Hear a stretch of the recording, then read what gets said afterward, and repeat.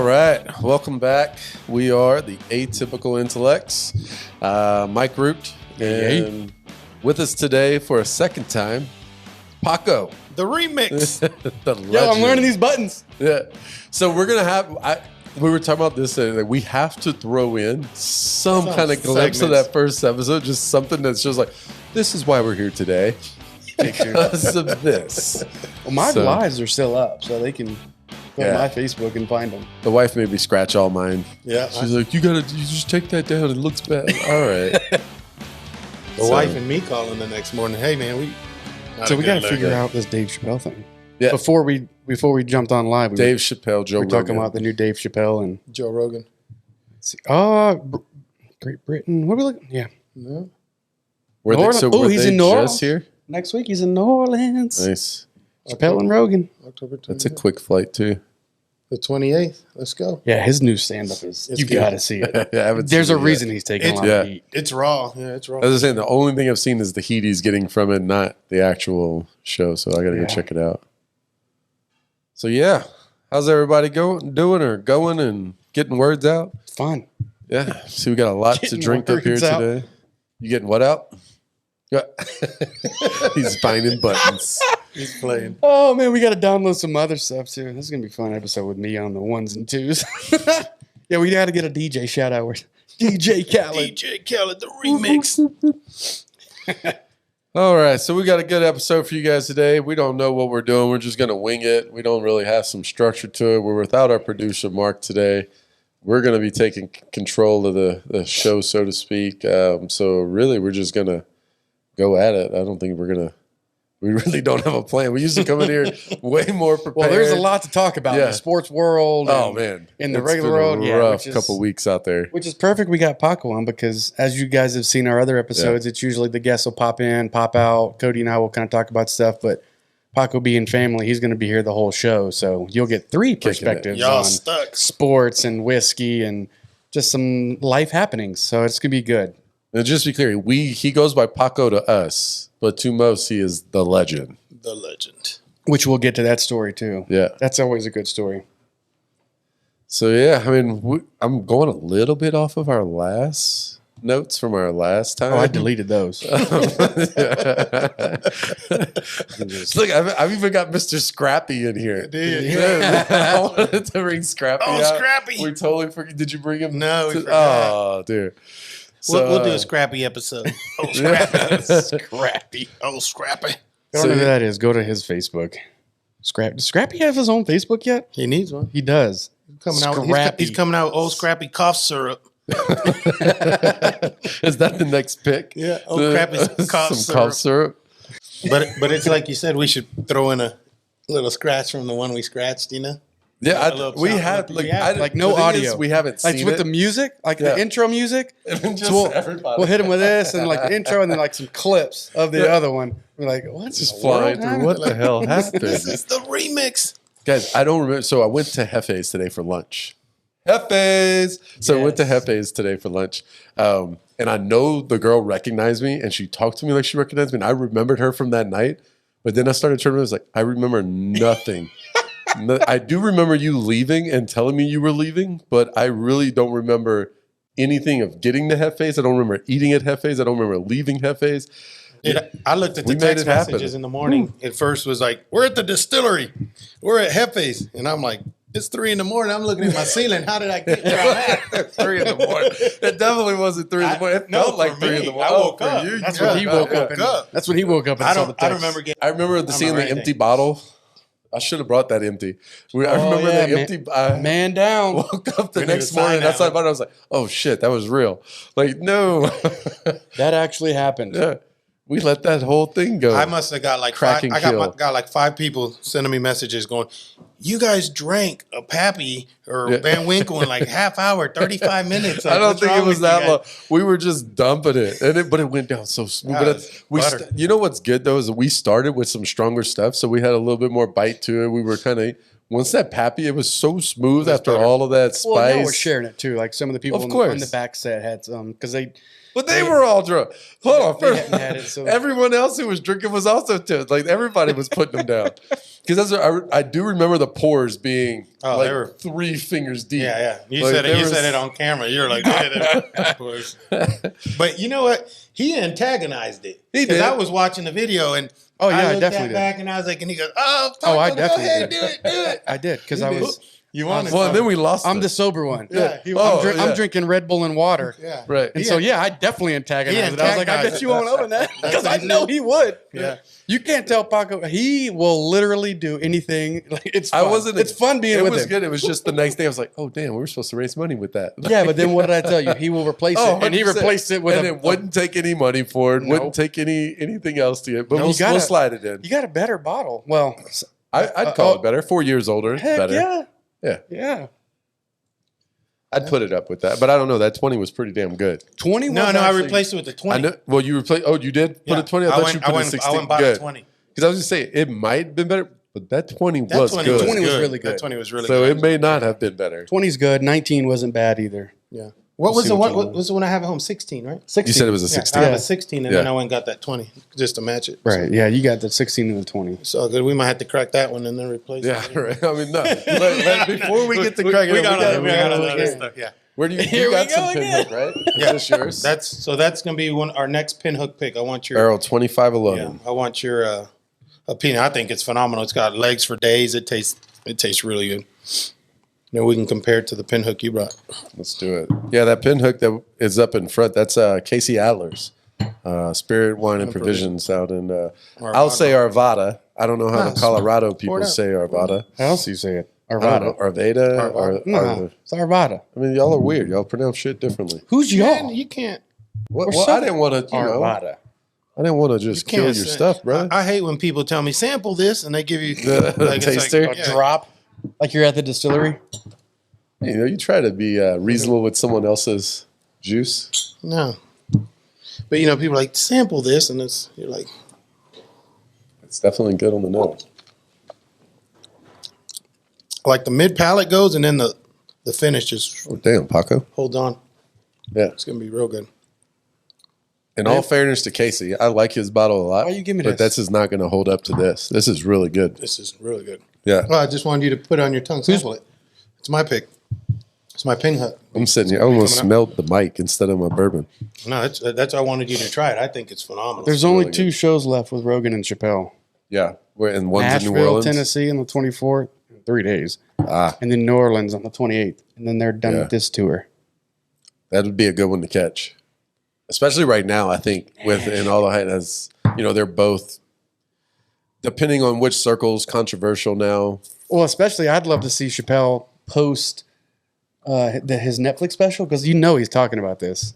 Right? All the crap Yeah. he's taken. I'm trying to find the ticket. told you it's good, That's really good. but it's How got did you come across that? it's got long legs. This one we picked out of Loyalty Liquors, and they're one of my sponsor stores in Dallas.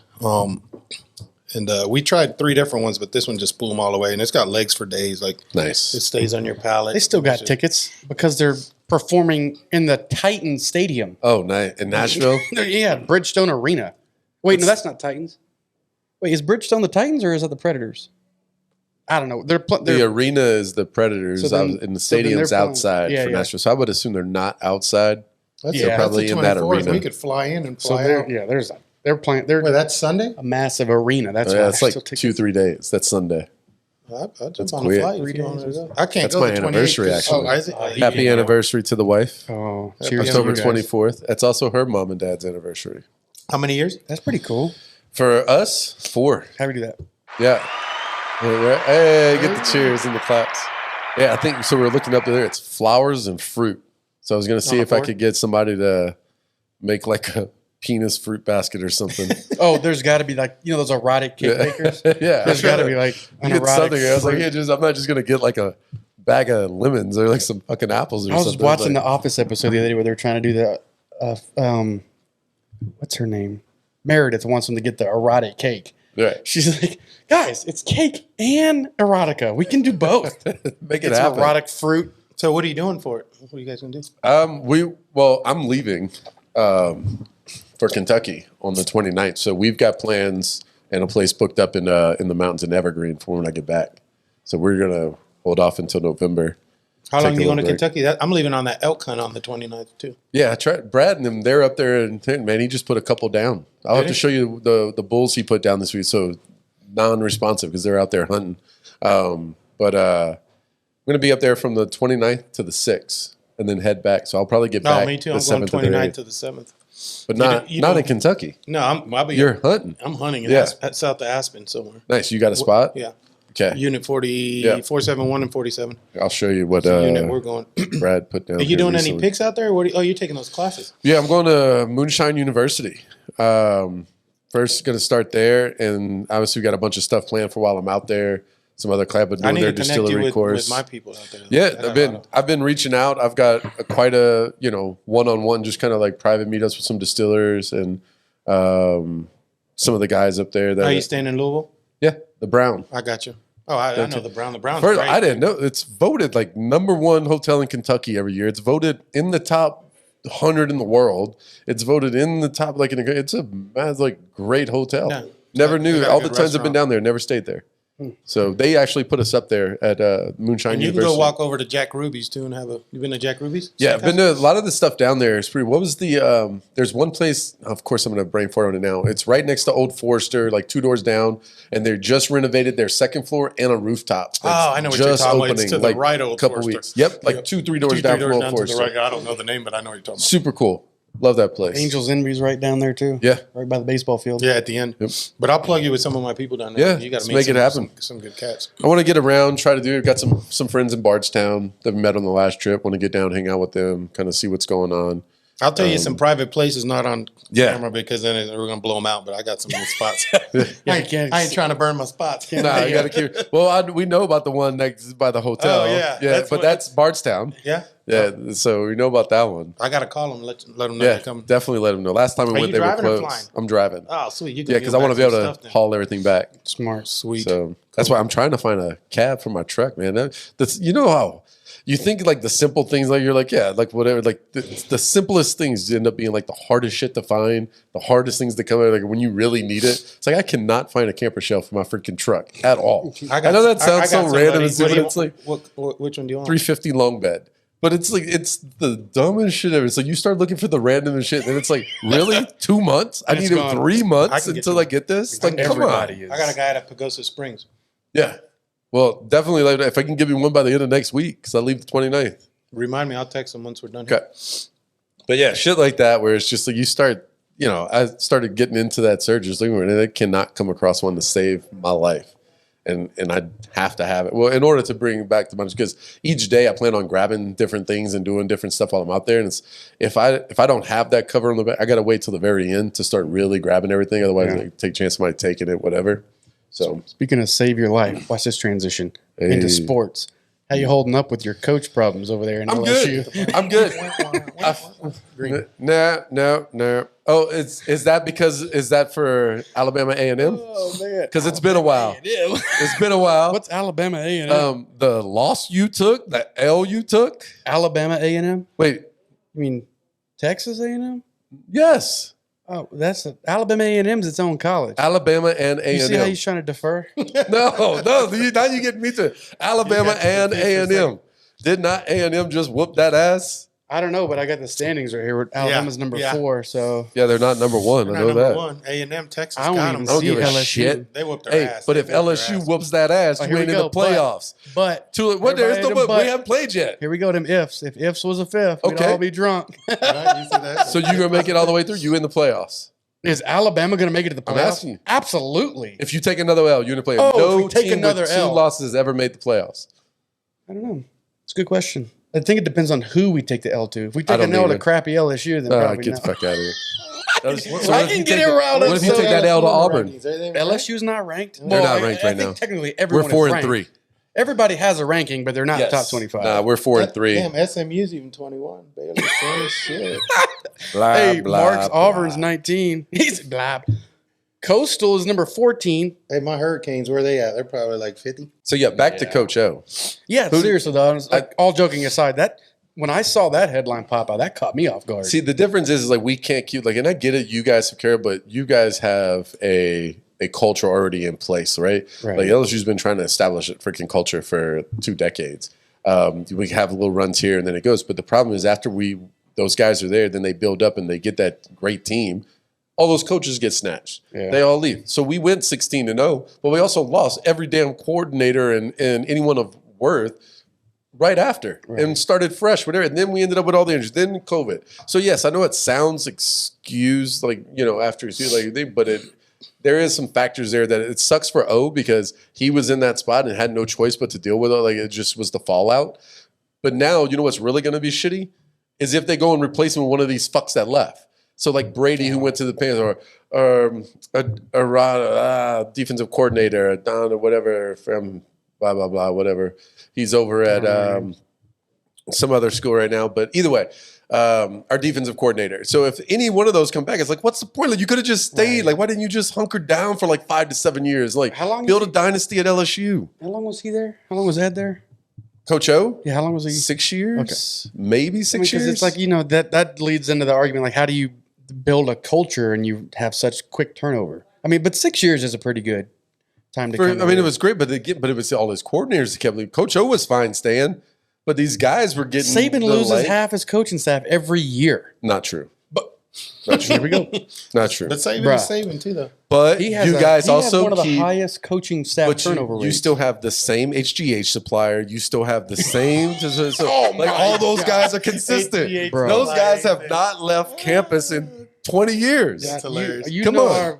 Our players are just straight thoroughbreds. But I will tell you, as a bodyguard down in Dallas in my heyday, the 2 top teams that are road trip teams that come down and party and do the hardest is LSU travels very well. Alabama. LSU travels very well everywhere. It's crazy. Like the LSU people are drinking like 2 days prior to the game in the lots, and by the time game time, half of them can't even get in the damn stadium because they're just wrecked. See, and that's the good thing about SC when all them big boys, them boys, like they will go everywhere. Dude, we've taken over. We've gone to games in New York at Syracuse. You go into a bar, it is we're playing LSU music. We done got them changing music. Like everyone in the bars, we're singing something. We're tearing up. We take over, especially in those cities, in those schools where they don't party hard or like tailgate hard and support really well. Yeah, no, we hold LSU it and Bama are the 2 top ones. You guys play in Dallas. So LSU, Bama next year in Baton Rouge. You want to go to the game? Yeah. I'm always down for that. I'll be the mediator. Look, you can see, you're close to my screen. This is the staff turnover in his tenure. Who? Saban? So this year alone, in just the SEC, 5 of his former assistant coaches are head coaches in the SEC now. Kiffin. In just the SEC. But this list right here is all of the coaches that's been under him that are now either head coaches or assistant coaches somewhere else throughout the entire NCAA. 1, 2, 3, 4, 5, 6, 7. Well, Jimbo broke the record. And this is broken down by position. So he's got 7. Yeah, 7 plus. Did you see Jimbo broke Saban's Undertaker record? There's 8 coaches just from defensive backs alone. I still just want to know if you saw Jimbo beat him. Casey's and Jimbo broke the record for assistants not being able to beat him. Oh, did he? Well, yeah, you guys lost. It's called a nail. But Jimbo wasn't his assistant at Bama. It was at LSU. Yeah. They're talking about his assistants. No, the record that they talk about is goes Bama way back. Assistants. Nope. Because they talked about how Jimbo broke it. Here we go again. I'm just telling you. Got to find something. I'm just telling you. And this is what we have to dig up. Jimbo beats Saban. Okay. Whatever helps you sleep at night. All right. It doesn't help me sleep when it comes to the Tigers at all. But night and day. Yeah. Yeah, 2 different worlds. That's why I was telling you. It's like nothing is like his is great. But will not hold up to yours. Are they both pinhooks? Yeah. Oh, gotcha. This is my pinhook. Who's pinhook? Man, 2 completely different slamming stuff on the table. 2 completely different. Yeah, it was just 2 different profiles altogether. This one's more floral, a little burn to it. This one's a little sweeter. Are they whiskey or are they rye or are they bourbons? No, bourbons. Pinhook. Here, now do a little side by side. I keep getting these texts from Pinhook, and I'm not sure if it's scam and like what are they offering? To buy Pinhook from Pinhook. So like, what are they offering? Yeah, they reached out the other day and they were like, hey, say yes if you want to be in the raffle for 60 collaboration number 2s that we're gonna raffle off. It's like, fuck yeah. And then they're like, yes. You didn't win. I was like, what is there anything else we can sell you? I was like, only collaborate. It's like, all right, like, yeah, I don't know. I'll take anything. They offered up like all the original series, the original Vertical. Wow. A few weeks ago, like a month ago. But I'm a little nervous as to whether or not it's a scam or if it's real. I have to show it to you, see if did you buy it's it? legit. No, I did not buy it. I was like, no, can't do it. Dude, we need to do Copper Sky. Look, there's one bull. Just start texting people. No, I got a long enough list for single barrels. Yeah, so he's out there putting them on the ground. That's why he's not replying. I had somebody message me. I had somebody message me the other day, and I'm going to leave them nameless because it could potentially be a partner for future barrels. But Kaya had sent some samples out. They got them. They were like, hey, I want to chat about doing a single barrel. The samples I got, I didn't really like. So I didn't respond. In my thought, I'm like, then I guess you're not getting a barrel. Like, of all the samples I've ever sent out over these 2 years, literally that is the first person that has ever said didn't like the samples. So in my mind, it's like, I guess you don't, then our brand isn't for you. If you're the one person out of 50 single barrels I've done that's like, I don't like them. Then, but was it specific? Like, was it like it was Rise or it was when I send out samples, it's a little bit of everything. Yeah. So you get like 1 or 2 rye, 1 or 2 bourbon, or 1 or 2 wheat, whatever we have on stock. You usually get like 1 or 2 of each. So you'll get anywhere from like 3 to 6 samples. If it's the bigger samples, then you get like 3. If it's the smaller ones, you might get 6. So he didn't like any of them? None of them. And I was like, I don't know how to respond to this without being an asshole, because it's like, I've never, and I get it. Not everyone likes the whiskey. There's always going to be people that don't want it. Yeah. But that's just a weird message. Like, hey, I want to do a single barrel, but I don't like any of your samples you sent me. You think I'm going to send you more? Yeah. I got a list for 6 months long of people wanting samples. I sent those out as a favor. Well, maybe it just wasn't his batch. Maybe he didn't like it. Maybe he'll pass on it, come back, find something. Well, see, the thing, though, and as he knows in this industry, you pass, like, you're probably going to wait about a year or 2 before. Yeah. Because the list is so shitty, though. Because I get it from both sides. Like, it makes it right. But you got that one I straddle the fence, because it's like, all right, like, maybe I didn't like them that time around, though. So I'm supposed to, like, force myself to buy a barrel but you just got to wait. Yeah, but then you put yourself in a position where it's like, hey, you didn't take one, so now I'm going to put you back in the line. But the thing is, though, like, the list keeps going on. Like, we keep sending stuff out. So, like, you'll get more samples, but you're back on the list. Like, you don't hold your place. Did you ask him what he didn't like or what his profile was? I didn't respond yet because I just didn't want to be mean. He's trying to have the reasonable response. Yeah, I mean, honestly, you're at the distillery all the time, but it's really that I'm just so extremely busy. I don't want to put the effort into focusing on like some of the negative things. Like, the feedback is good, but instead of me like, oh man, what can we do different? Or let me get you more samples. Why don't you pass them on to the next? Like, you have 1 out of 50 that didn't like it. I mean, you can't please everyone. I have people like, hey, your pick's garbage. I'm like, hold on. I had 500 people tell me my pick's amazing, but it didn't. And it was great. Palate, so. And I don't expect to please them. I mean, hell, before the show we were talking, there's 5 between the two of you. There's 5 other stores and groups that you're going to try to help me get. Like, that's the thing, is like, there's a never ending list, because I know at its core our whiskey is really good. And I know we can't please everybody. So the 1 or 2 that might be like, hey, it's not for me, I'm not going to invest time in that. I mean, you can, dude. Right. That's when I'll move on to the other people who are ready to like write checks right now. You know what I mean? Like, it's not that I have anything against the people who don't like our whiskey. Hell, there's whiskey out there that I don't like. There's tons of whiskey out there I don't like. I'll bring you good whiskey sometimes. Name them. Like, it's not Name them, Mike. What are those whiskeys? No. Which ones don't you like? I'll tell you what I don't prefer. Which one doesn't he like? Because I've offered to someone, he's like, not an Eagle Rare fan. Yeah, I'm not an Eagle Rare fan. I'm really not an Old Forester fan. He's not an Old Forester fan, which I love. The barrel proof. Not your cup of tea. He doesn't like them at all. I'm like, how do you not like that? Yeah, I love it. I love it. I love them. Let's see. Like, a lot of the ryes from the bigger companies I don't like.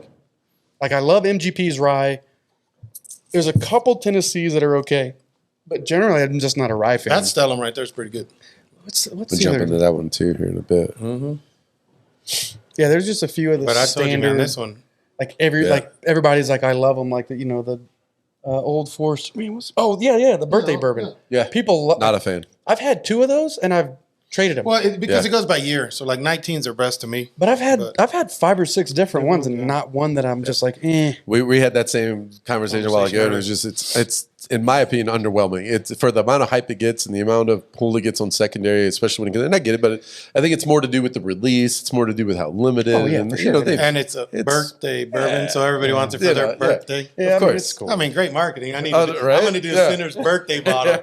We're going to drop it on my birthday. I use my last birthday bourbon to get a bottle of what is my favorite GTS. drinker. Yeah. GTS. Which is now people have lost their minds. Insane. Like the secondary on GTS, all because it's not coming out for 1 year, is through the roof. That day, it went up over $1,000. I saw one yesterday, a 2019 for $1,100. I'm like, you guys are. But they're paying it. 2 weeks before that, That's the problem. $600. That is the problem. I think one of the biggest underlying problems with the secondary, because I really think that's a cool market. It's a great way for us to be able to get things we don't have access to. Yeah. But then you got people who just don't care about true value, and they'll pay whatever, and that drives the price up. Because the moment someone buys it for $1,100, that's the new price. Because now the next person's going to be like, "Oh, it sold yesterday for $1,100." we saw it with Smoke Wagon and a couple months ago when that exploded. I say a couple months ago, like a year ago, when that exploded and kind of just blew up in everybody's face. Oh yeah, that was insane. Because everything overnight just skyrocketed. And then it also because he's not doing private barrels anymore. Yep. So now all the white labels are. So I had reached out to him last year, and because a friend of mine's friends with him, and I said, "Hey, I got a nonprofit. We do barrel picks," and he goes,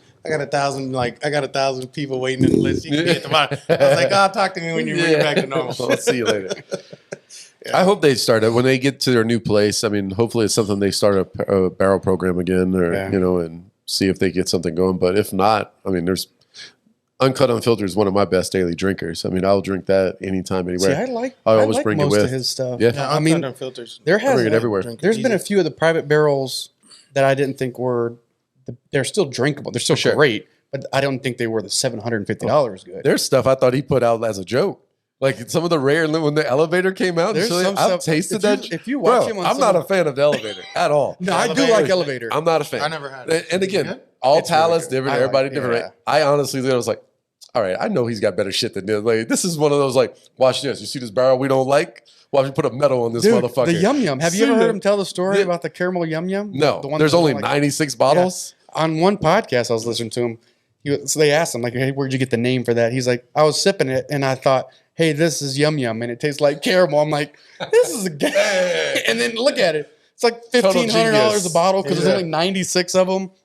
Yeah. Well, I mean, like the Desert Jewel, it was like, what, $70 retail? Yeah. And Oh, it's yeah. like Could you imagine being back in the day and be able to just walk in the store, grab it off the shelf? Well, I see them in the Nevada groups. They talk about that all the time. Like, hey, man, this used to sit on the shelves, and now it's $850 a bottle. Can't find it. Well, Booker's non-existent. Rye used to sit on the shelves too because there's a $200-$300 rye from Booker's, and right now it's at what, $2,500? Insane. Oh yeah.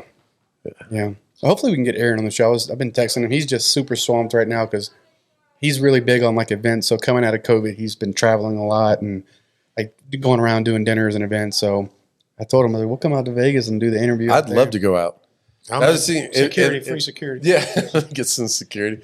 I mean, if he wants to come out, totally put him up, show him a hell of a time. But I would totally be down to go to Vegas too, in and out. Go. I think that podcast would have to be the first day because if it's like the third day, we're going in there hurt, dude. It's going to be the remix. Well, and the good thing is, if we wanted to drive, like he loves to shoot too. Oh yeah, if we want to bring some. Let's drive out there and bring some stuff with us. I don't know if you follow him on Instagram, but he is a huge gun nerd. Cars, I can bring some fire. Motors. We can make it a weekend trip. I mean, now we're just imposing ourselves on air. We're like, yo, hey, did you hear our podcast? We got dates. I'm gonna get a text from him and like, what are you doing? Oh, well, I guess we're not live. Yeah, maybe we'll never air. I keep forgetting we're not live. So I'll get a text tomorrow or whenever we post it.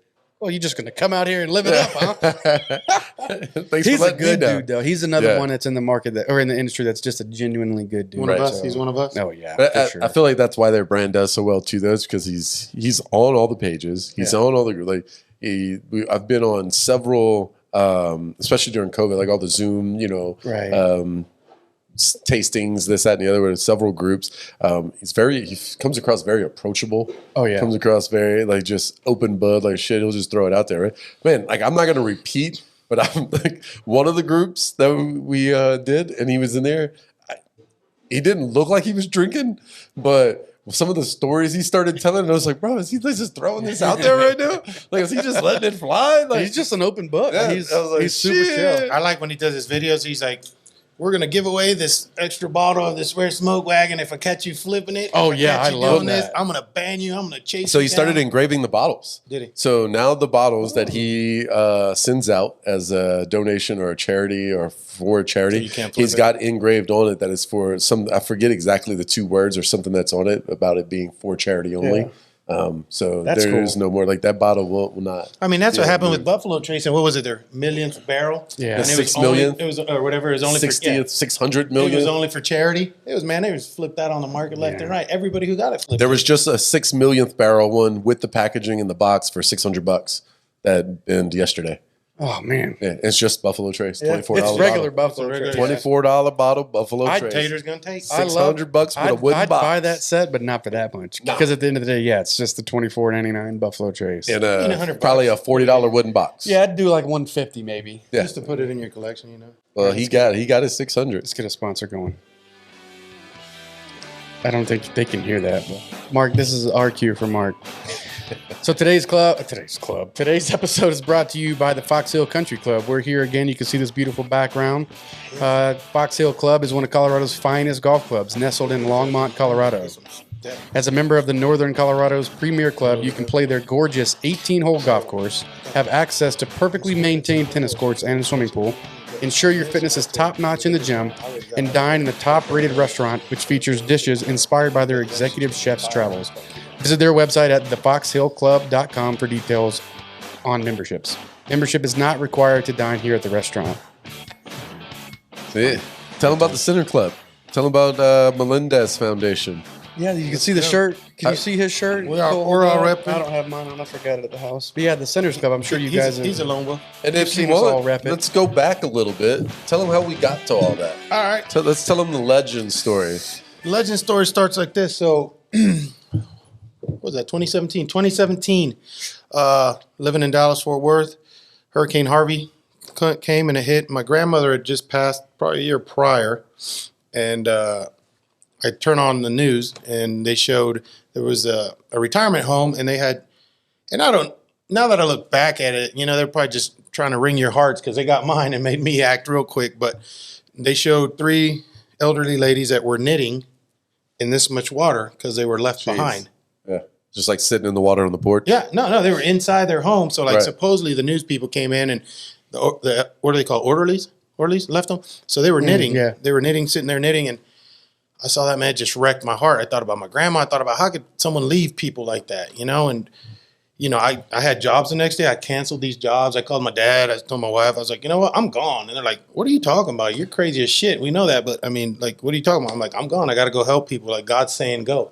You know, let's go help some people. So I thought I had a crew of like 50 hardcore dudes, and that's why my sayings don't talk about it, be about it, because about 50 of my friends who go, oh, you know, we're shooters, we're hunters, you know, we all hang out, whatever. They're all talk. But when I said, hey, man, let's go help, you'd be surprised. Didn't have the same energy. No, everybody had an excuse. Oh, I can't. Oh, I'm like, are you not watching the news? These people need help. I mean, let's go. So I went with. And this was one of the first times Houston had really flooded. I mean, at the end of the day, Houston's pretty like a concrete bowl like New Orleans. But that was one of the real bad floods. Because Like, it just flooded. It just stayed and hovered. The eye just stayed over the city. So, you know, I called one of my buddies and he was Special Forces. He was Navy SEAL. And I'm like, hey, man, I know you know how to swim. So I can swim, but I need help. And he was like, let's go. You know, he's Special Forces too. And he was like, let's go. So he went, and then everybody else was coming up with excuses. So then I called my biggest country bumpkin buddy I know, Johnny Hurley. We hunt hogs together with dogs, you know, so he's pretty crazy too. And I was like, hey, Hurley, we got to go. Like, you coming? He goes, yeah, I got 2 boats in the back, you know, let's go. He's Texas boy, you know. He already had them hitched up. He's from Sulphur Boat Springs. stays with me. He's old Scrappy's nephew, you know. He's from Sulphur Springs. So he's like, let's go, everybody, let's go do it. And I'm like, man, let's go. So we coordinated and we took off. And you know, Houston's it was only a 4-hour drive, but it was so flooded out. It flooded out on the freeway all the way up to like an hour away. Oh no, yeah, it was bad. You know, and then 10 going to Louisiana was underwater. It was shut too. down. I mean, it was completely shut down. So, long story short, we drive down there, and one of my buddy's friends hosted us that night because he lived outside the city, so he let us stay with him, and we were listening to radios and doing all in Cajun Navy. You guys were out there. Yeah. So we had to wait till the morning because you can't do search and rescue at night, obviously. You know, it's too dangerous, and all the power lines were down. So in the morning we took off, and it was a big convoy of boats and stuff. And so we were down in man, I just went brain dead. Is it Deadwood? Not Deadwood. It's a smaller town where the river was next to it. So the river came up, and they just told everybody, go rescue. You got to go rescue. You know, if you can get out there, get out there. Yeah, and it was the craziest thing I've ever been in because here's the deal. We dropped our boat. And say, you know, down here, downtown Longmont, you know where the red light is? The water was just like 6 feet under that. Oh, jeez. Yeah. So the water was that high. So we're in a flat bottom boat. You know, we got a waterproof shotgun just in case. We're all strapped. So we're out there rescuing. And the crazy part is when you're doing search and rescue and you're trying to help people in these neighborhoods in a bay boat, like a straight up, like 29 going foot down the triple street, decker bay boat goes going through the neighborhood, down the neighborhood, and you're like, something ain't right. So, long story short, I'll you don't have to condense it. Yeah. So you guys are getting down there. So now we're getting down there. Shit's and, hitting the fan. Shit's hitting the fan, and well, the first part of it, I told my buddies, I was like, man, something's telling us to go this way. Let's go in here. It looked like an apartment complex, but the doors are kind of jammed. So we busted through the doors, and when you open the doors, it was the lobby of a retirement home. I get goosebumps saying because it is like a godsend. So we opened these doors, it's like a retirement home. So we drove our boat straight through the lobby. I mean, the water was this high. We drove our boat engine down straight through the lobby, and right up here on the second story, because it was an open stairway like this, there must have been like 40, 50 like elderly sitting there whimpering because they were left too. Oh, geez. So they were like whimpering, and so I start crying obviously because I was overwhelmed, and I'm like, well, I'm the rescuer, so I can't. So I start going, show them some hope. Yeah, so I start going, the love boat's here, because, I was trying to hold my emotions back. And they're all crying, and they're like, so we start rescuing them, and pulling them out. We go get other boats, and I think it was a couple hundred people we pulled out of there. And there was a cat lady. And this is off day one. This is all day one. This is like off the bat. And in the middle of the eye of the storm. So, still happening. So like one gentleman, and there was pictures in the news of us and carrying him, and then we're carrying him. He couldn't use his legs too good. So we sit him on our boat, but we're inside. And I'm like, I'm going to tell you something. We got to go about an hour and a mile and a half outside of here in the eye of a storm. So once we leave from here to here, it's going to get real ugly. Yeah. Really ugly. Tight. So, and then one of the ladies is like, I can't leave my cats. I can't leave my cats. My goodness. The cat lady. And I'm like, what, man? Did you get her cats, though? We had to, but I was like, man, Can't leave the cats, bro. This is serious. So it is. We ended up getting a bunch of boats, and we got everybody out of there. And then we chased the storm all the way to Lake Charles, Louisiana. So we was out there for, I don't even know, man, a week and a half. I know my wife would call me, and she's like, are you guys okay? Me and Hurley, my country bunker buddy, we couldn't even talk. So like when you try to explain to people what you were doing and how you were rescuing and what was going on, man, I just broke down and cried. Yeah. Hard to get it out and into words. We were sleeping on a sidewalk if we could find a dry spot. It was no hotel stuff. We were just straight sleeping wherever we could to go rescue the next day. And what we got honored by the city of Houston and the state of Texas was we were coming down a neighborhood and we hit some currents and we almost flipped. And we were all like, man, this is serious. We almost died. But I was always dependent on my Navy SEAL buddy because I'm like, well, if I'm drowning, hopefully he'll pull me out. He's good enough to get at least one of us out. What I mean? He can do it. So we got caught in a current. It's almost capsized, and we hit some trees, and we were sitting there watching, and here comes this. It was the Marine unit for the police department, but they were all like swatted out and with ARs geared up. And I'm thinking like, well, why are they all geared up? Like this is search and rescue missions, but people were shooting back at others. Like if you pulled up your boat to a house, and like us, we could only take 4 to 5 at a time, and that house had 8 people. They would like pull out a gun and be like, well, we coming. You ain't taking all us. We taking your boat. And we're like, nah, son. But so that's what would happen. So they come another reason to have the SEAL. Another reason when a SEAL comes in handy. And we were all packing, but so they came and they caught that same current, and we're like, man, there they go. So they capsized, and we're waiting to see if other people would help, and not many people. So I was like, dude, we got to jump in there and go get them. But the problem was they were tied to their rope. They were tied to ropes to their boat. Down. Yeah. So their boat's sinking. And these dudes are drowning, so they got all that equipment on. It's heavy. Oh, they lost their ARs, they lost all their weapons. Damn. So we go over there, and we're screaming because at the same time, what people don't understand, it's in the middle of the storm. I mean, you're doing it under the rain, under the heavy winds. And we cut them loose, and then their rope got caught in their propeller. So while their boat's sinking, our boat's sinking.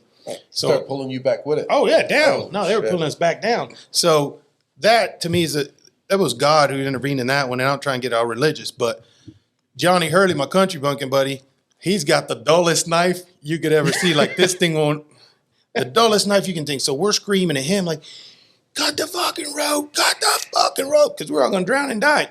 And he flipped over the back of the engine and with this butter knife, butter knife.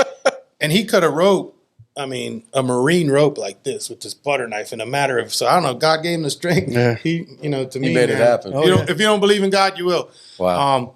And we cut that rope, and then our boat went, and then we rescued, we pulled the guys and we rescued them. We kept rescuing the whole time. We took them back. They were all blue and green, and we dropped them off. We didn't want recognition, so we did what we did. So we were doing lives and stuff, or just taking pictures to show people what was really going on, because the news media portrays one thing. And like, to me, I always want to show what's real. So, I'd be real emotional, and I'm showing pictures. I'm like, hey, man, I almost died today, but this is what it's about. We need help. And like I said in the interview, I've never been prouder to be a Texan or a human being, because we all came together, man. It didn't matter if you were black, white, Asian, rich, poor, gangbanger, fed.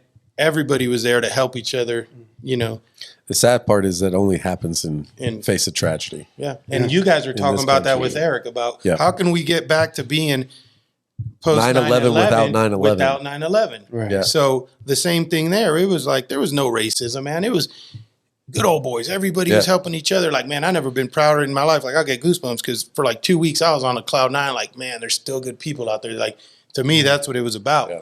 So my friends, and I have some PD friends in Fort Worth that know me. And so what happened during that whole hurricane, we only lost 2 officers, and they drowned in their vehicle. The rivers came up. So, they had a huge funeral for them, and everybody was there.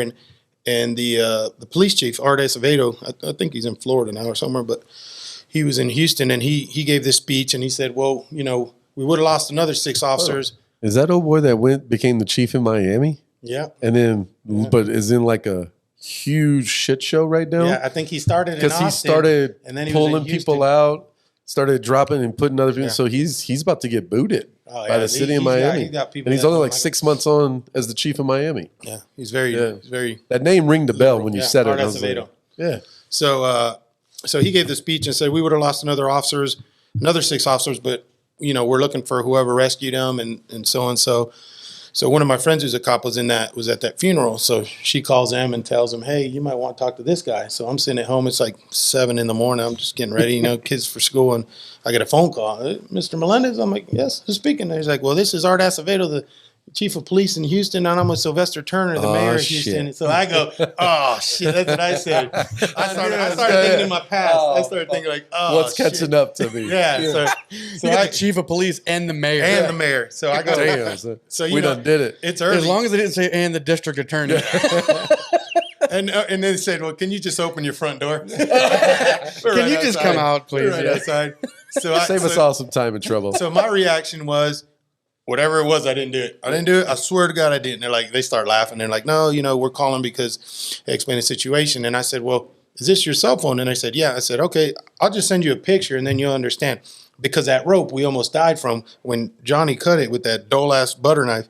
It's a piece like this. So we cut it in 3 equal parts, and I was hanging it on my mantle because to me that was God saying, I'm gonna let you go and live some more.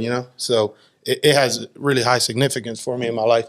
So I went and took a picture of that rope, and I sent it to their phone, and they go, shit. You're the guy we're looking for, because it's a specialized rope for the Marine PD. It's got some like blue and red. And so they're like, you're the guy we're looking for. And I said, man, I don't want recognition. I don't, we were just good old boys. Just giving me chills. And goosebumps now, I said, brother. We're just good old boys doing what we had to do, we're proud of what we did. And they said, well, no, we're awarding 6 civilians for acts of heroism. It's called Public Service Award during a hurricane. So we want you boys to come down, and it's like a 3-day thing, and we'll award you guys and be ready to drink. We're going to take care of you. That's awesome. And they really did. I was real emotional the whole time. So we went down there, got on our wards, and they had the rodeo for Houston. And sure enough, man, they weren't playing. They got us hammered for 3 days. Red rope? Huh? Gave you the red rope treatment? The red rope, all of it. So, so that was just the part in my life, man, it's just got a lot of significance, and I always tell people, you got to live from your heart, man. When your heart calls or God says go, you need to go, 'cause Right. you never know who needs a hand, and someday that might be you, so I still have people on Facebook that I rescued, and some of them are in Sinners. That's awesome. And, and they're like, they'll love me to death. Chrissy Lentz is one of them. She'll probably listen to this. So we were outside of Lake Charles, Louisiana, but it was towards Vidor and Orange, right there on the border kind of. And it was bad. I mean, I thought I was going to lose my van several times because the water was way over my hood. But you had to go through a flooded area, and the boat I'm towing is it's just on a rope like this. It ain't even on a trailer, dude. So it's just swimming behind you. It's just swimming behind me. I'm just like, oh. And my buddy's like, just keep going. And I'm like, I'm going to lose my van because the water was over the hood.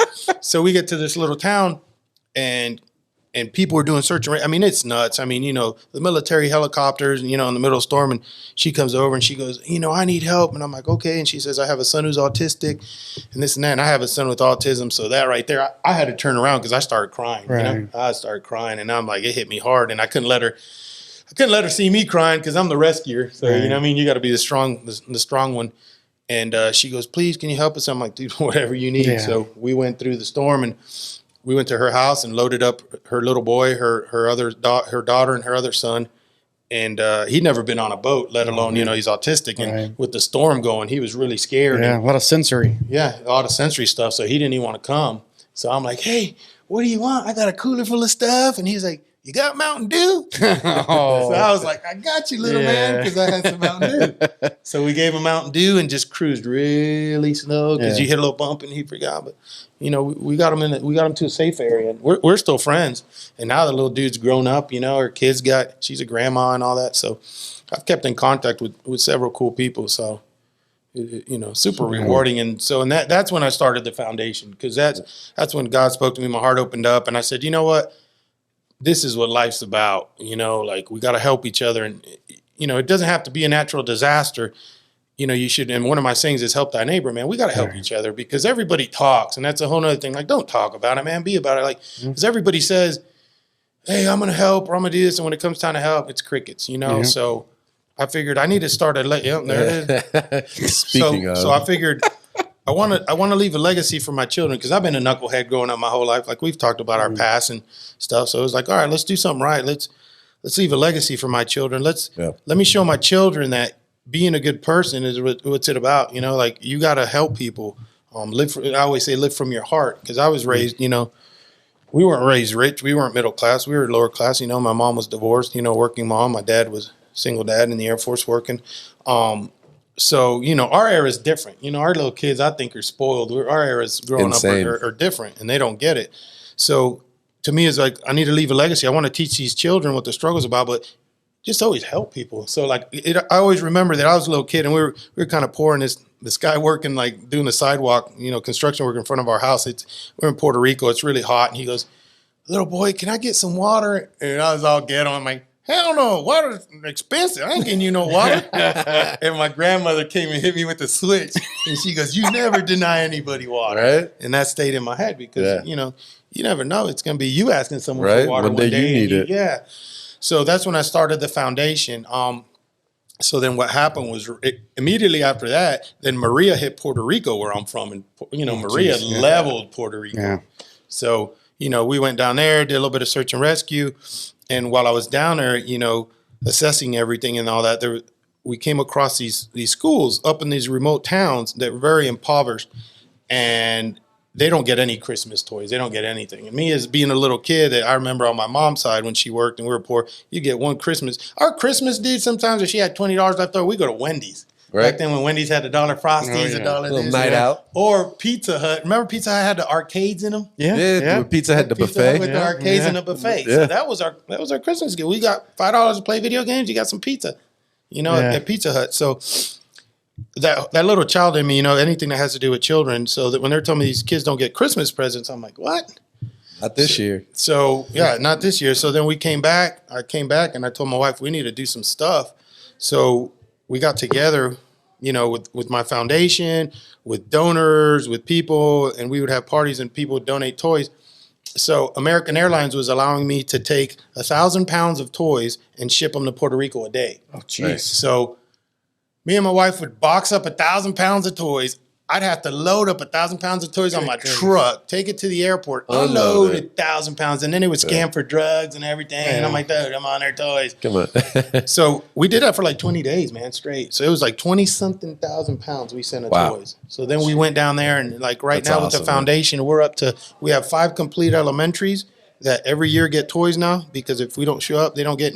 And if you guys want to come, I'd love for you guys to come cry with me, because these question, they will make you cry. Like they come sing to you, and it comes from their heart, because they're just happy that, wow, they're getting someone's who doesn't know is bringing them a toy. And I let them pick a toy. It's not like I bring them a toy and go, here's your toy, get away. Yeah, I let them pick, so you get something that they're going to enjoy, they want to play with. And one of my clients, he's one of the largest publishers in the U.S. in the world. So now we have a literacy program. We're teaching these little children to read and write English so they can better themselves, come out of the country, maybe work on the tourist side of the island, maybe come to the United States.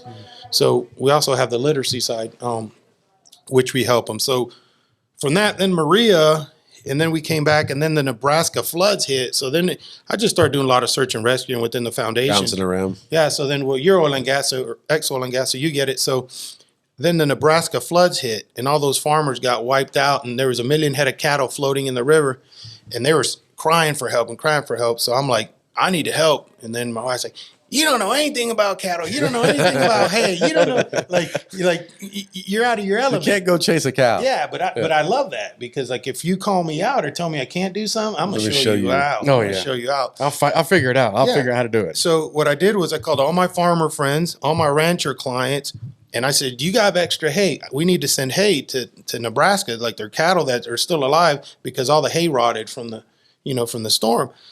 And so they started getting together. Then I started calling all my oil and gas clients and getting them together. So they started sending me, flatbed trucks from South Dakota all the way to Texas, South Dakota, North Dakota. So we just had a turnaround. They would drive trucks when they could, and then just send hay. And I was the largest donator of hay out of Texas for the whole Nebraska flood. Look at this guy. You know what I mean? They're like, this guy. Yeah. So when they're like, oh, you can't do that, really? Yeah. So challenge accepted. So, I don't know if you ran through it, and I miss it, but go back to where the legend came from. Oh, so how did the nickname the legend come about? So with the legend nickname, so I do private security in Dallas. That was my career for 12 years. I was one of the top bodyguards. I do a lot of celebrities, high net wealth individuals, millionaires, billionaires.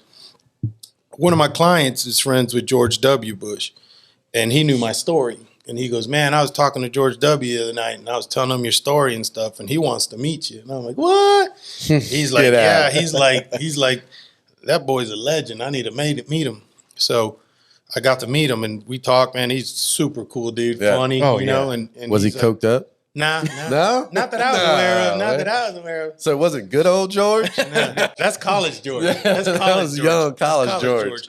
So he was super nice, and he's like, dude, your nickname's Legend. I'm nicknaming you Legend. So I was like, if a president tells you got a nickname, you got to run with that. Kind of stick with it, huh? I'm like, my sons are screwed because my guns are engraved Legend. My license plate say Legend. Everything says Legend. Whatever they get, it's going to be from Legend. Yeah. So that's awesome. And then he sent me some signed stuff and just a real good dude. And he was like, man, I appreciate what you did and your friends did coming out as human beings.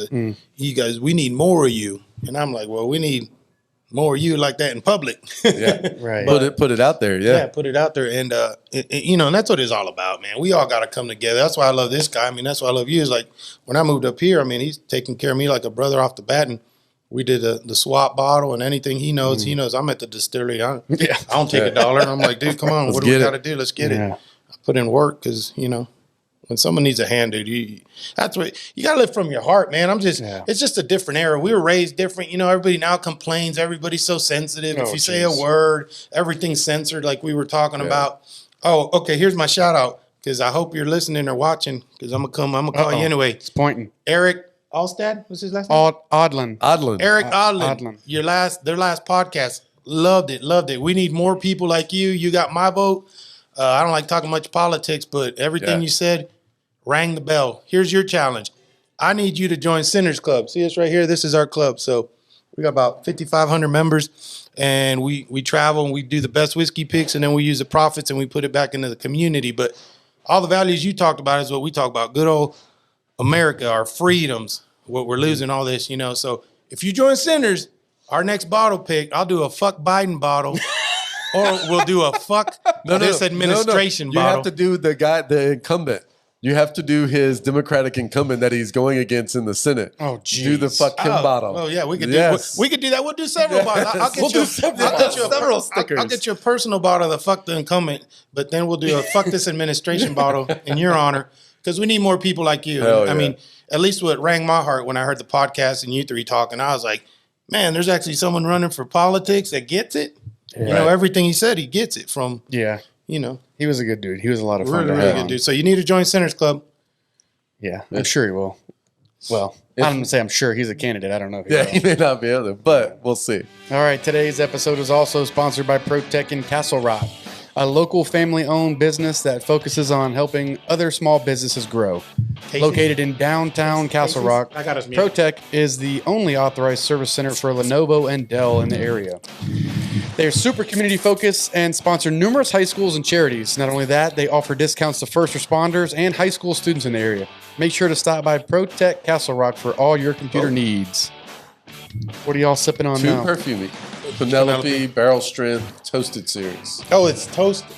Yes. That's the difference. But it's very perfumey to me. So Casey's other one that I love, he did a Penelope, rosé. the one. No, it's called the Oh, one. Have you had the one? The one? I haven't had this. Oh, that's the one he did with the Matrix sticker, right? Yeah, remember? Yeah. I got it. No, I haven't had I got that it at the one. house.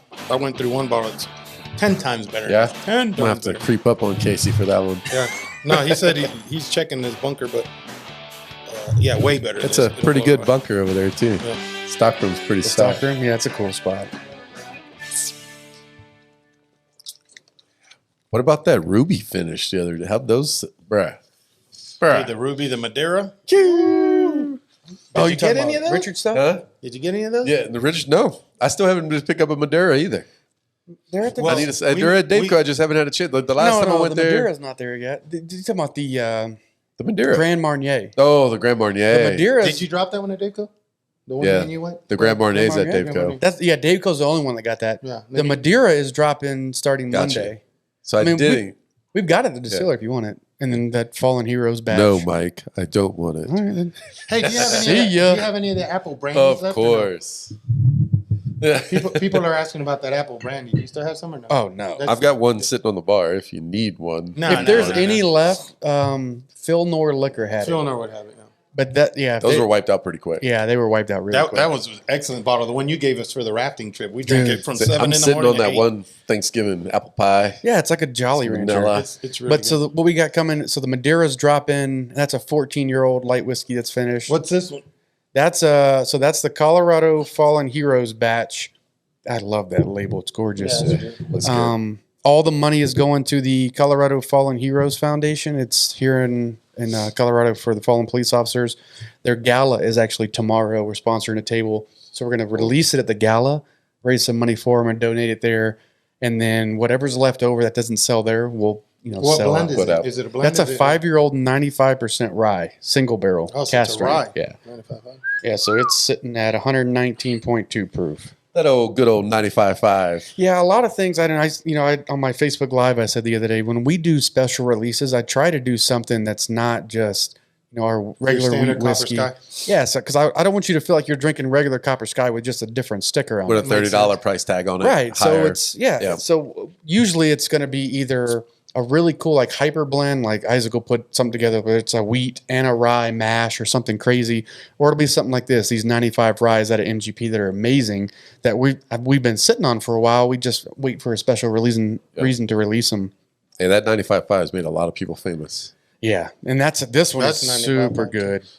But yeah, so we got the Madeira that's coming out Monday, and then the little brother of the Grand Marnier that I dumped into a vanilla Vanilla? barrel. How's that? Hey. going? It's done. So it's it's done? we pulled it. It's ready. It's just we're waiting on the right time to drop it. So yeah, Is it already bottled?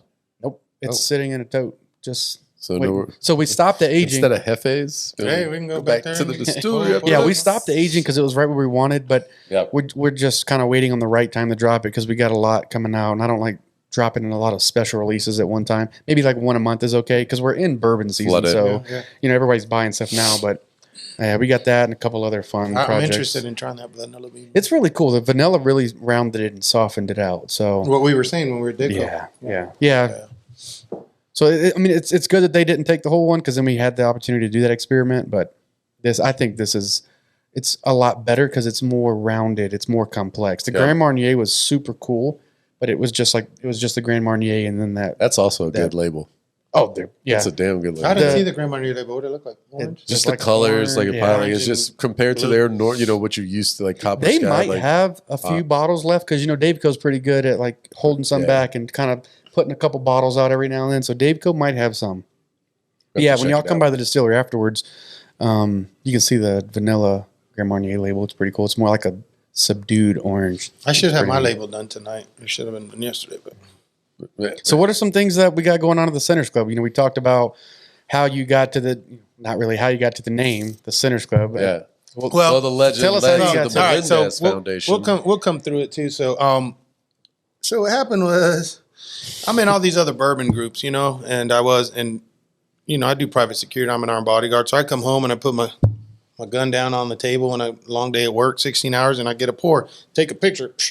Everybody's like, you can't put a gun in that picture. That's irresponsible. And you're drinking alcohol. And what the fuck's wrong with you? And I'm like, I'm a trained professional, dude. If you're worried about that gun doing something, my hands are over here. You got issues. So long story short, I got a lot of people bitching to me about my post and this and that. And a lot of whiskey clubs got too many rules and stuff. So I wanted to do a whiskey club with my buddy. And I was like, man, let's do something. No rules, as long as there's respect, No rules. Right. Do whatever you want. We call it an American Freedoms Group because I want you to do what you love. So we post guns, barbecuing, fishing, hunting, tons of charity, helping a lot of people out. If you like the knit live. I don't care if that's what your American passion is.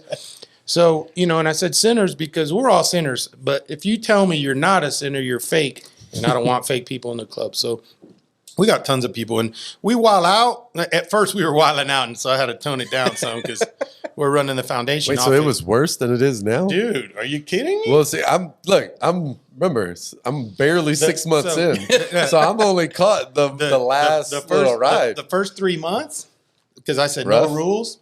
Wild. When you say, but wild isn't everybody who's glued to their phone wild. Everything went. So I said, you know what? We're running the foundation off this also. So let's tone it down some. So we do, and every now and then I let my people go wild for 3 days. Cinnarettes. We let them go wild and, but we respect everybody in the club. We don't deal with douche canoes or any of that.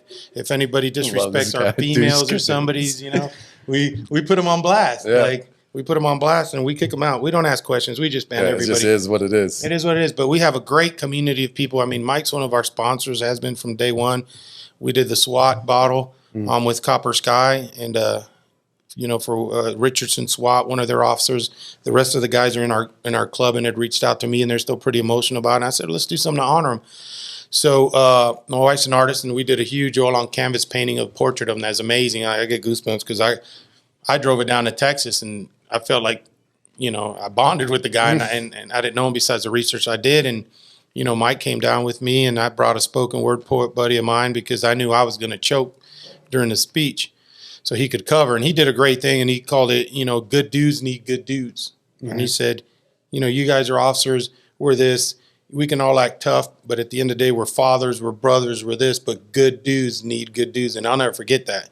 And it hit all of us. So when it was my time to talk, dude, I start crying. I hit that button. So I got emotional because I was driving with the painting and I knew like his wife lost a husband. He had 2 little girls. I'm a father. So, I was very emotional. So it was my time to talk, man. I broke down. I was like, all right, Mike, you got to take over because but it was a very special event. And we left them the Copper Sky barrel. We did a killer bottle for them.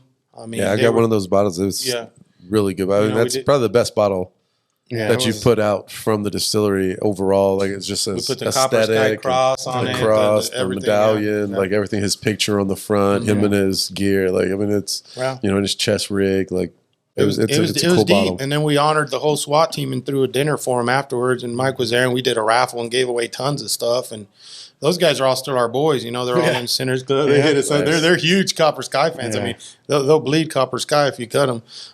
Really good dudes.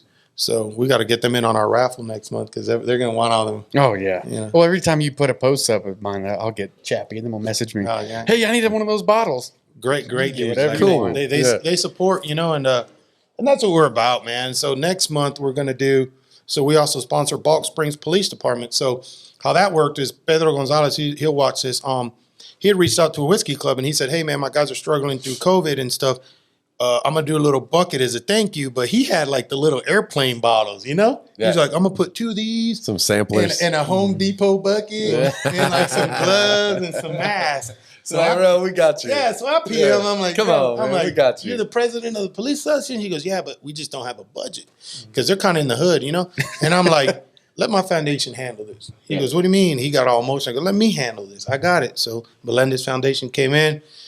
We put a bottle of really good bourbon in a bag. You know, I'm sponsored by Ruger. Everybody knows that. So Ruger came in. We had gear for them, you know, $100 knives, 903 Brewers. Shout out to Jeremy and them. He's my sponsor too. He put a 6-pack of his beer.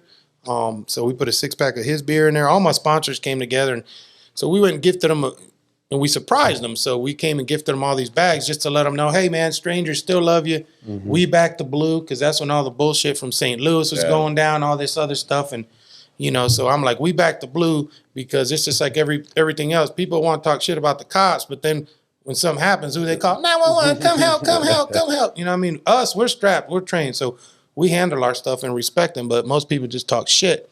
And we back the blue. So my foundation is very, very pro-blue. You know, if you're against it, don't join Sinners Club. I mean, don't get in. Don't get in. You know, these people risk their lives. They protect us. You know, and it's a hard job. I mean, you can't. A couple bad apples don't make the whole crew.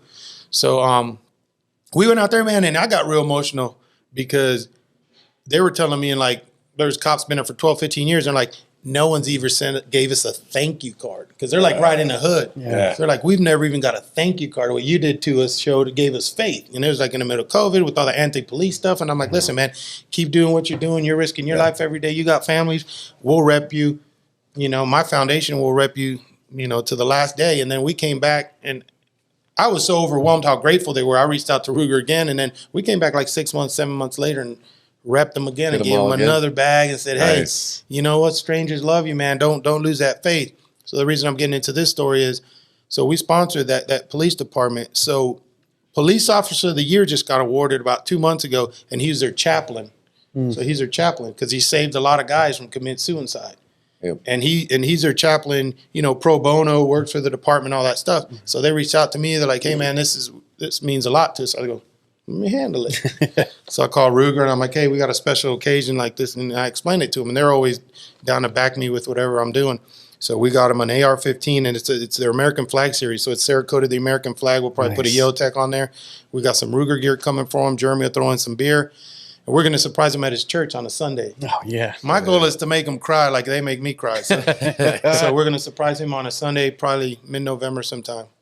Well, you guys are not watching this then.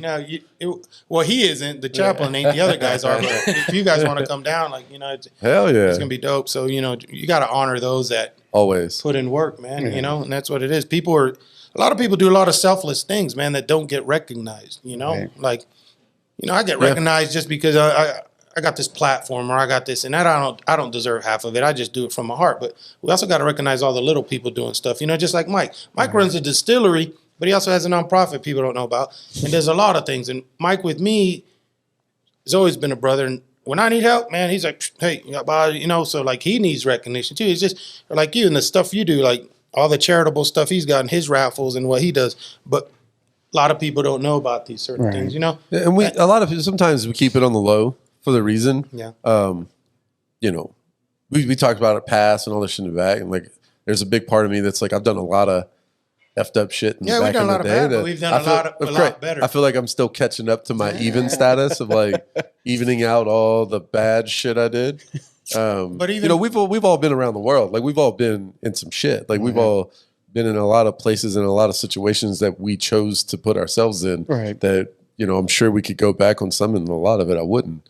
I'd go back and do it again. But it's catching up to that. Try to do it. That's why I'm real low key about a lot of the stuff I do. Always have been for years. Like pretty low key on social media when it comes to, you know, certain things. But I think that's why. I think there's like that little inner. It's like I still got a lot of shit to catch up on. Yeah, but if we wouldn't have gone through all that or been in that gangster side or making the wrong choice, we also wouldn't be as hardcore as we are helping people and living from our hearts. Like all the stuff he does and all the stuff you do. And like people will talk shit about me all day because when you do good things, you're always going to have haters, you know? Oh, yeah. Oh, Paco doesn't this. Some dude said the other day, his foundation don't do shit. He lines his pockets with money. And I'm like, have you not paid attention to what my foundation does, you ignorant motherfucker? If that's the other thing is half the time when shit like that comes up, that's what it eats me up so bad. Oh, bro, if they only knew how much money comes out of pocket to put on any event and do any of this shit that we put together, thousands and thousands just to go through like another like. One guy goes, "Oh, Paco dropped the bottle. You know, they probably made 50 grand off that. We charged $10 extra on this. 150 bottles, $1,500, and it's going to charity. And it goes to charity. Right. So like this bottle here, you know, fuck COVID. You guys know I almost died from COVID. 1792 foolproof. 1792 fuck COVID. Amazing. Fuck COVID. And this is an when honor. he said he almost died from COVID, like he's legit. Like almost ventilator like, died. Yeah, not some of these people like, oh, I got sick and even bedridden. Like there's some people who's been through. He had to be transported to a different hospital because he was on his deathbed. Yeah. And when I found out, I was like, oh my God, like he's really sick because he's super energetic. Like he couldn't. I'm animated, man. Yeah, he wasn't about it. Just wasn't the same guy. Would you lose like 30, 40 pounds? God, I mean, he looked way different. Skinny. Yeah. But, you know, and so like on this bottle, and Alfonso Nava will be watching. So our brother, his little brother, Mark, which is our brother, we all hunted together. Great family. So his wife's 33. She got cancer twice, beat it. Mm-hmm. And we were doing a fuck cancer bottle for her already. So then Mark, our boy, he's 33. He got COVID and died like 2 weeks later. Oh, jeez. So the proceeds from this bottle will all go to his wife. So it'd be about $1,500. I'm going to probably add another $500 or more out of my own personal account because my foundation doesn't do anything, as people say.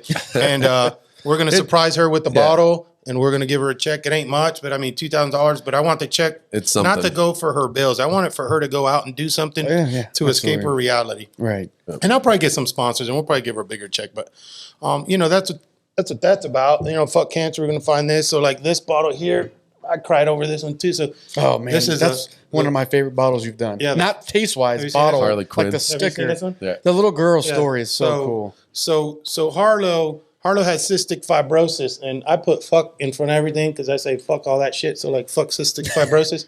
But we should put a disclaimer at the front of this episode. Yeah, sorry. If you don't like it, maybe don't watch it. Sorry if you own the or let it play in the background so we can still get the data that we need, but just mute it. Or be like, if you own the trademark to the fuck word, well, you're getting paid by me a lot. I did read an article the other day, not to cut your story off. You know, you've heard this a million times, but I actually read some of the science articles that show a correlation with cursing and high intelligence.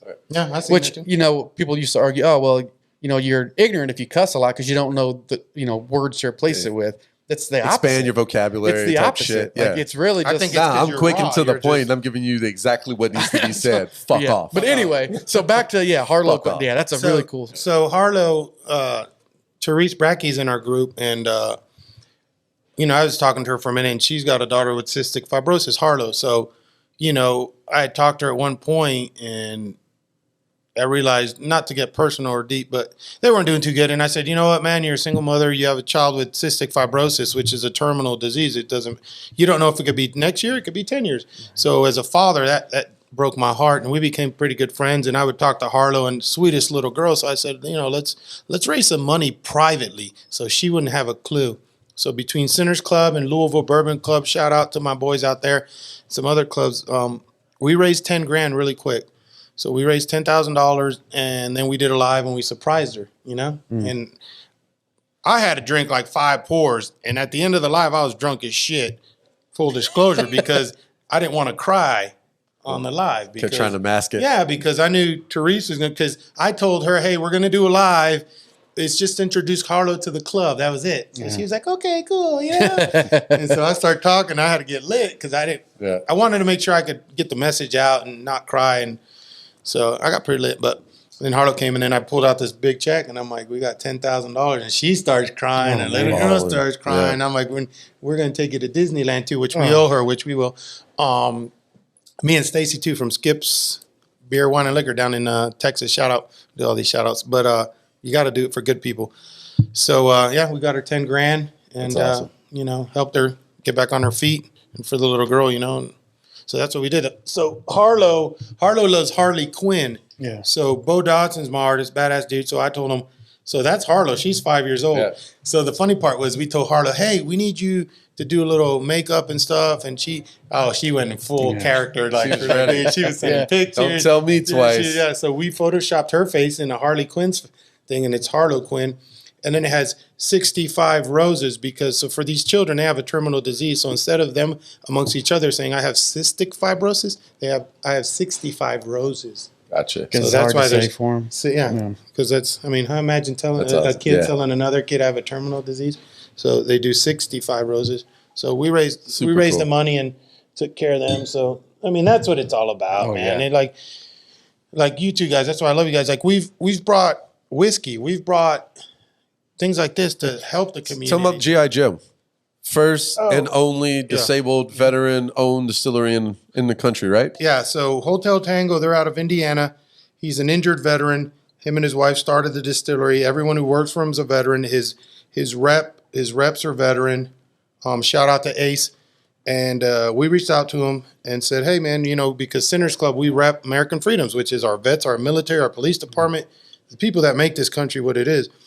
So they said, sure. So we did the first ever pick with them out of Texas. And then, we went G.I. Joe because I'm old school. So we go full send on bourbon. So we had 200. It was a big pick. We had like 240 bottles. We still have maybe 50 left, I think. So we sold 190, which is still great. We still have some for sale. And then once that's said and done, then we will use the proceeds. And I'll get together with them and we'll find a veteran who needs something. And comment underneath the post if there's anything up here that you just heard him talk about. If there's, like you said, there's 50 of that. There may not be some left of everything, but if there's anything interesting, just comment and we'll hook you guys up. We'll keep supporting the cause. We'll make it happen. We still got some these Stellum Ryes, which I picked, and it's phenomenal. It's a 95.5 6-year out of MGP. It's our Fuck Cancer bottle. So the proceeds of that will go to some cancer victims. We'll figure it out when it's done. I think I still have 100. That was a big pick, too. I think that was like 180, 90 bottles. I think we sold 70 or 80 bottles. So we still have plenty left. Yeah, we've got a member who just started his fight again. He's already beat it, John Ippolito. So let's get him one of these bottles. We need it. He's a great dude. He's been to a lot of stuff. He's come to a lot of the, he's been to, like he's real big on laws. That's his go-to when it comes to Colorado. So come by the house afterwards and come grab one of these. Yeah, 3 days ago, I think he just had his first treatment. I saw go back in, start fighting again. So shout out to John. Keep your head up, brother. We got you. And that's what I'm saying. Like, you never know what people are going through or struggling, so that's another reason when we did the bourbon love packs. So when COVID hit, I had like a big job going to Costa Rica, and they closed the border the next day. So I'm like, oh shit. But in my bedroom, I had a wall. I have a wall. Well, I had it in my other place. I had a wall of allocated bourbons. So look at my wife, and I'm like, I can get drunk for like 5 years, and our savings decent because I busted my ass. So that's fine. But there's families that don't have bourbon and don't have a savings. So I reached out to some clubs, and I'm like, I want to do something called Bourbon Love Packs. I want to feed a family for a month of organic food, and I want to put a bottle of bourbon. And I got a lot of what's that called? Pushback. Why would you put bourbon in that as a foundation? Like, you're stupid. And I'm like, man, you know what? Hold my whiskey. Watch this shit. So check me out. So then I reached out to one of our local clubs, and shout out to Raymond Taylor and all those guys, DFW Whiskey Club. And they're the only ones that backed me up. And they're like, you know what? We love you. We love your foundation. Let's roll. All the members started throwing bottles and bottles. Dude, we were doing like 500. Before you know it, you got more bottles than you do food. We were doing 500. We were doing like 500 families a month. Hell yeah. So we were doing like. Look at that. This dude is feeding 500 families a month. So, hey, you coming to my house, my wife, at one point, I said, poor soul, she was fed up. Because we give them a 25-pound bag of organic rice, organic beans, all kinds, if they had kids or, organic food, because we didn't know how COVID was going to last. We didn't know if it was going to be a month, 2 months, a year. So, like, my house was just looked like a warehouse. And then shout out to Cornbread. He helped me, and he was my ride or die guy. And me and him, man, we were boots on the ground every day. COVID, every day. And then, like, there was restaurants that would lose their employees because there was obviously they shut down. So we would feed all their employees, and then other restaurants would give us food to feed other people. And, man, we went balls to the walls for months. Yeah. And then the news caught on. So they started calling us. We did some interviews, and we got big exposure because we called it Bourbon Love Packs. Coolest thing for me I ever heard was I'm taking my kids to school, and the radio station we listen to, and the guys are like, have you guys heard about the Melendez Foundation? These fools are putting a bottle of bourbon with some food. They're like, tell them to come to the station. We want a bottle of bourbon. I'm hungry and I'm thirsty. Yeah. And my kids are like, Dad, is that right? I'm like, yeah. And they're like, so I thought That's awesome, I thought that was pretty cool. But we made a big impact, man. It wasn't about being on the news, but we made a big impact. And then, all the hater clubs that are like, hey, we want to work with you now. Can we be like, hey, there's a dick sandwich back there. You go ahead. It's a buffet. But keep on going, get in line. Yeah, get in line. But it's just we got to help people, man, and that's what it's about. Like, well, everybody, when I started the distillery, I was getting a lot of pushback. It's like, oh, how can you be charitable starting a distillery? Very easily. And you and I are like the other group out of Florida. How can you have bourbon and Bible the same thing? And you did absolutely. I can't tell you how many conversations I've had about religion over bourbon. Bourbon. You should do Bible studies with it. I mean, it's not. This is something that can bring people together. It is. It already does. Yeah. Moderation. Like we're not telling you to drink a bottle of bourbon a day. Even as a distillery owner, I'm not. That's ridiculous. But these are tools and resources that you can use to sit down, share. People share meals together. You share a drink together, and you can talk about life. You can open up. That's why a lot of military and law enforcement you talk over drinks because that's how you kind of get your guard down and you get a little loose so you can be raw with each other because us men aren't going to open up just people always say, oh, wait a minute, you have a foundation and you guys got a whiskey club that I'm like, we use whiskey for the good reasons. You could raise a lot of money. Raise a lot of money and and like, why not? That's why, honestly, somebody asked me last week, like, man, you've been doing a lot of charity bottles lately out of the distillery. Like, how you paying your bill? Well, we're still, that's the thing is it's not always about us. It's not about me at the distillery. It's not even about Copper Sky. Like, this is an opportunity that we can help someone else, like the Colorado Fallen Heroes or the Longmont Police and Fire we did with the 9/11 bottles. Like, why would I not want to do that? So it's we've been blessed to be where we're at. Right. So we have to keep that energy going. We have to get back. We have to, it's like you talked about earlier. A lot of the things we went through, it does no good for us to go through things in life and not be able to look back and help the same people that are trying to come out of that. If you go through something in life and then you're looking back and like, hey, I was there and did that, and you keep going, like you need to reach back and bring. People always talk about full circle. Right. Like it can't go full circle if you don't continue the circle. Right. Like if you let it stop at you, it's it. Yeah. So you've got to continue that rotation. You've got to keep it going. So many people cry to me when we help them as a foundation. They're like, oh my God, you've done this and that. And they're like, this is what it's about. It's that full circle. I said, I wouldn't be here if I didn't have the largest publishing house client that has a literacy program in Puerto Rico because he gave me a hand. Yeah. I wouldn't be doing something so big if that whiskey club wouldn't have dropped all them bottles and helped out. I wouldn't have done something with SWAT unless Mike would have jumped in. I wouldn't have done something with your charities in Castle Rock. You know what I mean? So you got to keep the full circle and the energy. A lot of people just expect success to knock on your door. So I'm going to give you $1,000 check or $1 million check. I'm like, here you go live happy. It doesn't work that way. No. 600 per kid. Yeah, you got to put in work. You know what I mean? Yeah. We don't want to talk about failed administration. I know. Eric, see what you started? Oh man. So what's next? What's the next venture? So you've got all these stuff. You kind of brought us full circle. So like where you were, and how we got here. Yeah, but the next big one is something that we're going to partner up actually with your raffle because we need to post your raffle in Centers. And so Centers, we're going to do a big raffle for the foundation. So Ruger threw in some rifles. Roman Arms is doing a 338 Lapua Magnum rifle. Sick, just ridiculous. Vault Arms is doing a Glock. They're doing an AR-10. Phoenix Weaponry here out of how do you say that? Berthoud? Berthoud. Yeah. See? Berthoud. I'm Hispanic. We don't know how to say Berthoud. Berthoud. So Phoenix Weaponry, Aaron out of there, the owner, amazing. So we're doing a fully suppressed AR-15, and now we're going to suppress another AR-15 that Ruger dropped in. So we'll have that raffle. And then all our sister clubs, and Mike's already thrown in, some killer packs from his 9/11 charity set, signed, for the raffle. And we're going to just throw nothing but picks and a bunch of stuff. Nothing like Cody's, because Cody's next level. But, I'm going to try and raise. Like I said, low key. Yeah, low key. But if you see his raffle, anyway, hit me up. Anyone watching is PM me, because it's going to be on Centers. He's got killer raffle bottles. Yeah. If you miss out on it, you're going to hate yourself. I already sold one of my kids' college funds to buy as many tickets as I can for his. But and then so my raffles is going to be all picks. And since we rep American freedoms and we're all about law enforcement, we're huge on Second Amendment. So we're going to have some badass rifles and guns, man. And, the tickets are probably like $25 a ticket, which is nothing if you want a $6,000, $7,000 suppressed gun or, And you just look at it as a $25 donation to a charitable cause. It's going to do some good. And the majority of it, so we're going to take a chunk of it because we're going back to Puerto Rico because we couldn't do it last year because of COVID. So we're going back to Puerto Rico, and you two guys better show up, even if for 2 days. I'm going to get Airbnb, a big one, so everybody can come and go. So we've got some business friends in Castle Rock that actually go down every January and bring baseball gear.